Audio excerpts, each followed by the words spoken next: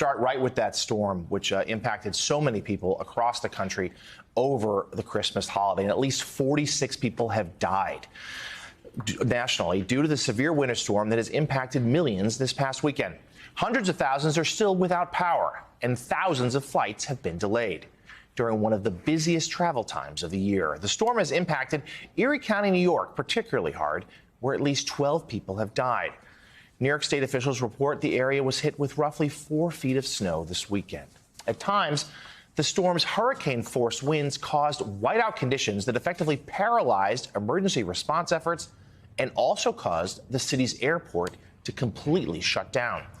The New York Times is reporting that nearly 3 days after the blizzard began, people remained stuck in cars on highways and side streets.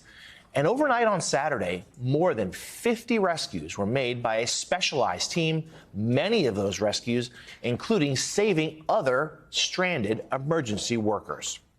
New York Governor Kathy Hochul confirmed Sunday evening she is working with the Biden administration to get federal assistance and commented on the history-making nature of the storm. Take a listen. We've talked about the scale of this storm. Those people of my age talk often about the blizzard of 77.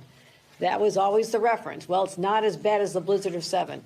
Today I'm here to say that is now in the history books. We have surpassed the scale of that storm in its intensity, the longevity, the ferocity of the winds. So we now have what will be talked about not just today, but for generations, the blizzard of 22. Meanwhile, 4 people are dead and many more are injured after a 46-car pileup on the Ohio Turnpike on Friday, as the extreme winter weather blasted through that state. Authorities say the crash was a result of whiteout conditions that left dozens of vehicles, including at least 15 commercial trucks, piled up on the interstate. Photos show crumpled 18-wheelers and cars backed up for miles. Joining us now in New York State is NBC News correspondent Jesse Kirsch. Jesse, thanks for joining us this morning. Give us the latest in terms of where the storm stands now and the latest on how many people have been impacted. Yeah, and Jonathan, you look at those images from Ohio. Obviously, those are scenes that we are seeing across multiple states in recent days. And this is why, at this point, officials in Buffalo, New York, still want people to stay off the roads. This is someone trying to dig out of their home. You can see this is what it looks like on the streets there. And I can tell you, having been in Buffalo in November for a different snowstorm, you do not want to be on the roads. And they are talking about something on a much larger, widespread scale in western New York right now. Nearly 4 feet of snow accumulating there. The governor talking about wind gusts nearly hitting 80 miles per hour. And unfortunately, the death toll keeps climbing. We are looking at almost 50 people dead. Those deaths all blamed on the weather across multiple states over the past week. And obviously, this is supposed to have been a joyful holiday weekend. This is not the kind of white Christmas that people would be looking at. The number of power outages, thankfully, has been dropping. And you talked about delays, plenty of cancellations, too. And the problem is, even as the weather improves, because so many planes have been stuck in places they were not supposed to be, it's possible it could be days before the airlines have their crews and planes fully back on track. Back to you. The power outage is so important to be rectified as temperatures remain so bitterly cold throughout the area. NBC's Jesse Kirsch, thank you so much for joining us this morning. And that brutal weather continued to disrupt airline operations over the holiday weekend. By mid-afternoon yesterday, airlines across the country canceled more than 1,800 flights. That is a major improvement, though, compared to Christmas Eve, when carriers canceled close to 3,500 flights.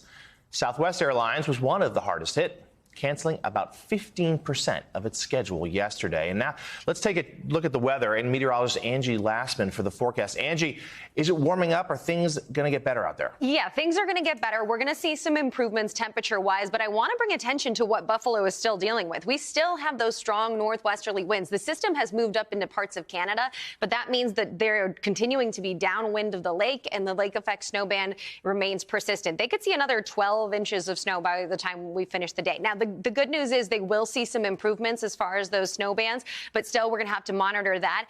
There were blowing winds that left 16-foot snow drifts in many locations, so difficult situations there, and they saw blizzard conditions for more than 35 consecutive hours. So just to put that in perspective for you, the good news for them and many other places across the country is we are going to see some improvements as far as our temperatures, but we're monitoring this next system, a Clipper system that's come down from Canada.